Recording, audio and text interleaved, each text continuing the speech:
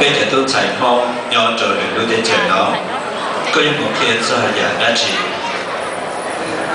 During the Mahai or the Wangini idea, if Hmong International New Year sends you to other countries to teach an important subject to the Hmong youth, what would that subject be?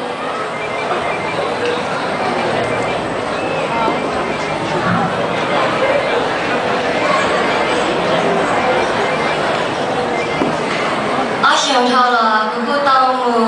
chỉ hiểu để không lo cho để cả thái cô tao chỉ cái tao bỏ để hai niệm mong cho nên cho đủ trong hè cô tao mù chỉ hiểu là cô bỏ tao hai tia để hai niệm mong trên gió nhẹ hẹn do hai tia lúc còn học sẽ biết đâu xa cô mua đâu lúc để cho cô thấy đâu là vừa hai thế bé hai mong hai tia bây giờ chỉ còn ra nó được hai nên là nhẹ, một lời ăn còn tê, chỉ ra những cái xưa, bây giờ sao thay đổi trong túi sai lỗi hay kìa, bây giờ chúng ta đâu chỉ là một gần đâu gần nào, bây giờ đi chân chơi, họ biết quan sát cái gần đâu gần nào là, tiếp bên chân chơi là, bây giờ muốn lui cha thành sự, một chỉ tên đó nó được hay nên muốn nào chứ, ở trong tao.